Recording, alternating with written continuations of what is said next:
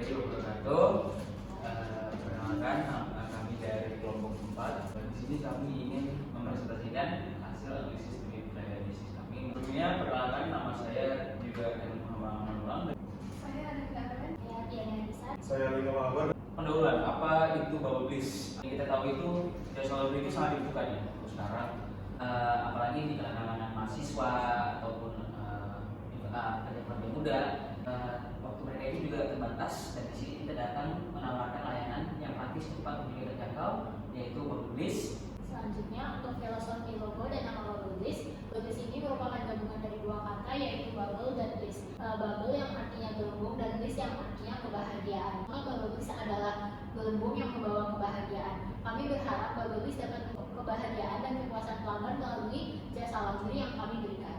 Selanjutnya untuk aspek pasar dan permintaan, faktor yang pertama itu faktor internal, yaitu masyarakat dengan kegiatan yang padat seperti mahasiswa dan pekerja perkantoran cenderung membutuhkan jasa laundry karena mereka tidak memiliki banyak waktu untuk mencuci dan menyetrika secara manual. Kemudian yang kedua, faktor eksternal, perubahan gaya hidup masyarakat modern membuat jasa laundry semakin diminati di kalangan masyarakat. Kemudian aspek pasar penawaran, Bubble Bliss menawarkan jasa pencucian, pengeringan dan penyetrikaan pakaian. Bubble Bliss juga memberikan layanan ekspres untuk dicuci dan diselesaikan dalam waktu singkat. Bubble Bliss juga menyediakan opsi pengantaran pakaian, terutama bagi mereka yang tidak memiliki kendaraan dan tidak memiliki banyak waktu. Selanjutnya ada aspek pemasaran. Di sini aspek pertama adalah SMP. Yang pertama adalah segmenting. Bubble Bliss membagi target pasarnya menjadi 3 segmen. Yang pertama adalah mahasiswa, yang kedua adalah pekerja kantoran, dan yang ketiga adalah masyarakat umum. Kedua ada targeting. Bubble Bliss memilih target utama pelanggan mereka, yaitu kalangan mahasiswa. Yang terakhir positioning. Bisnis Bubble Bliss ini berada di posisi produk jasa, spesifikasinya adalah jasa laundry. Selanjutnya ada strategi bauran pemasaran. Yang pertama produk. Bubble Bliss menyediakan layanan pencucian pakaian. Yang kedua price. Layanan Bubble Bliss menetapkan harga dengan range 10.000 sampai 35.000. Ketiga ada place di sekitar UPN Veteran Jakarta dengan alamat detailnya di Jalan Pangkalan Jati, Pondok Labu, Jakarta Selatan. Selanjutnya ada promotion, word of mouth promotion, social media promotion, dan Google Maps promotion. Selanjutnya ada analisis SWOT. Yang pertama ada strength. Kekuatan dari Bubble Bliss adalah memberikan service cleaning dan laundry dengan memberikan opsi pengantaran. Yang kedua ada pemanfaatan energi solar. Dan selanjutnya ada weakness atau kelemahan. Bubble Bliss ini merupakan perusahaan baru yang akan membuat Bubble Bliss sulit untuk mengenalkan brand kepada masyarakat. Yang ketiga ada opportunities. Peluang dari bisnis kami adalah dari masyarakat yang membutuhkan baju bersih tetapi tidak memiliki waktu ataupun kemampuan yang cukup. Yang terakhir ada threats atau ancaman, banyaknya pesaing, peraturan kontrol limbah dari pemerintah, dan sensitivitas harga. Selanjutnya ada portal five forces, kompetisi dengan jasa laundry yang sudah ada, ancaman substitusi pengganti, kekuatan negosiasi dari pembeli, kekuatan negosiasi dari pemasok, dan terakhir adalah kekuatan substitusi produk. Selanjutnya kita masuk di aspek teknis dan juga teknologi. Bubble Bliss ini memiliki teknologi yang benar tentu sangatlah penting karena kita itu ingin memaksimalkan efisiensi dan keefektifan dari output Bubble Bliss. Kita ingin menggunakan energi solar untuk memaksimalkan operasional kita selama menjalankan bisnis ini. Untuk layout kantornya bentukannya seperti ini semuanya. Nah, selanjutnya tadi sudah saya singgung dikit, kita ingin menggunakan energi solar. Keuntungannya itu apa sih dari penerapan energi solar ini? Yang pertama kita lihat dari aspek operasionalnya. Dimana di sini itu mereka mengurangi biaya listrik. Dia juga mengandalkan energi sama maintenance yang rendah. Untuk aspek keuangannya, investasi awalnya cepat kembali juga, mengurangi biaya operasionalnya. Jadi di situ keuntungan kita lebih merasakan keuntungannya, dan juga itu meningkatkan profitabilitas juga dan juga akses insentif atau subsidi. Untuk aspek lingkungannya, dia itu mengurangi gas karbon, meningkatkan citra hujan, dan juga pengurangan polusi udara. Dari aspek pemasarannya, ini dapat meningkatkan daya tarik konsumen sudah pasti. Dia itu juga diferensiasi bisnis dan juga ada peluang kolaborasi juga semakin meningkat. Nah di sini aspek sosialnya, itu kita juga membantu edukasi masyarakat. Yang terakhir aspek teknologinya, di mana integrasi teknologi canggih juga pasti, otomasi yang meningkatkan juga efisiensi. Untuk perbandingannya, kenapa bisa kita pilih energi solar di atas energi listrik konvensional? Satu, instalasi sistem panel surya itu memerlukan biaya awalnya itu sekitar rata-ratanya itu 5 juta sampai 10 juta.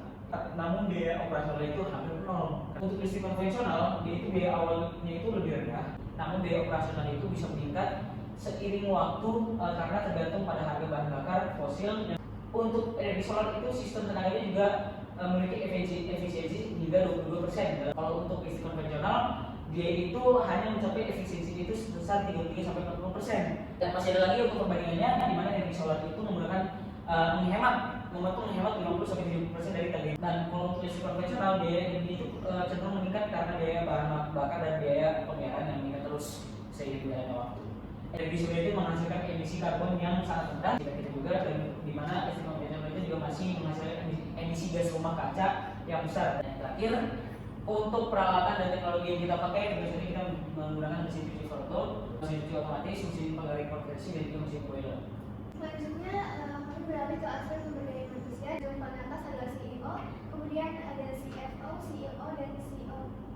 Dan dari yang paling bawah ada ini ada deskripsi kerja dari masing-masing jabatan. CEO, di mana CEO ini mengkomunikasikan visi dan misi perusahaan kepada publik juga kepada stakeholders. Yang kedua ada COO, di mana mereka berinteraksi dengan banyak pihak seperti mitra bisnis, vendor, atau pelanggan utama. Yang ketiga ada CMO, di mana mereka merancang dan mengimplementasikan segala jenis strategi pemasaran yang cocok untuk bisnis. Dan yang terakhir ada CFO, di mana mereka mengidentifikasi, mengevaluasi, dan mengelola seluruh risiko keuangan untuk menjaga stabilitas keuangan perusahaan. Selanjutnya di sini ada proses rekrutmen yang juga gak kalah penting dalam sumber daya manusia. Pertama ada analisis mengenai kebutuhan tenaga kerja, perencanaan tenaga kerja perusahaan, kemudian menyebarluaskan informasi mengenai lowongan tenaga kerja. Kemudian di sini ada melakukan seleksi berkas atau CV. Selanjutnya melakukan wawancara dengan para pelamar. Selanjutnya melakukan uji praktik dengan jangka waktu tertentu. Selanjutnya menerima pelamar yang paling sesuai dengan kebutuhan perusahaan. Dan terakhir kami memberikan pelatihan dan pengembangan diri kepada para pekerja. Selanjutnya terdapat aspek legal dari perusahaan mobil. Nah, perusahaan mobil akan memberikan perusahaan dalam bentuk Commandantary Financial atau CV. Selanjutnya terdapat aspek keuangan. Biaya tetap dari Bank Mobilis adalah 6.200.000, biaya alat yang akan dibutuhkan 35.645.000, dan diperkirakan dari biaya operasional dari Bank Mobilis adalah sekitar 680.000 untuk setiap bulan. Untuk totalnya itu mencapai 41.525.000. Di sini bisa dilihat dari proyeksi 5 tahun, diperkirakan dari 2024 sampai 2028 itu diperkirakan naik 5%. Terakhir adalah aspek keuangan, analisis, dan investasi dan pelayanan dari perusahaan Mobilis. NPV perusahaan Mobilis didapatkan total 105.891.000 dan 400.006. Payback periode perusahaan Mobilis diperkirakan akan membalik modal dalam waktu 2,5 tahun atau 2 tahun 6 bulan. Selanjutnya terdapat probabilitas indeks perusahaan Mobilis ada 3,55 sehingga membuat Mobilis itu sangat menguntungkan untuk diinvestasikan. Selanjutnya terdapat IRR rate of return Mobilis didapatkan dari 25%.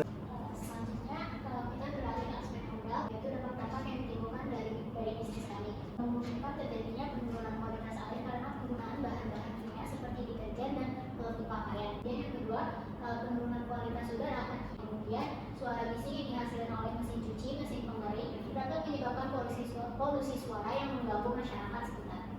Kemudian, tujuan dan kegunaan studi andal. Yang pertama ada identifikasi dampak lingkungan yang dilakukan untuk mengidentifikasi dampak baik yang positif maupun negatif. Kemudian yang kedua, pengelolaan lingkungan yang dilakukan untuk memastikan bahwa bisnis Babelus melakukan aktivitas bisnis masih dalam batas aman bagi lingkungan. Kemudian yang ketiga, kepatuhan hukum. Kemudian yang terakhir, peningkatan kesadaran.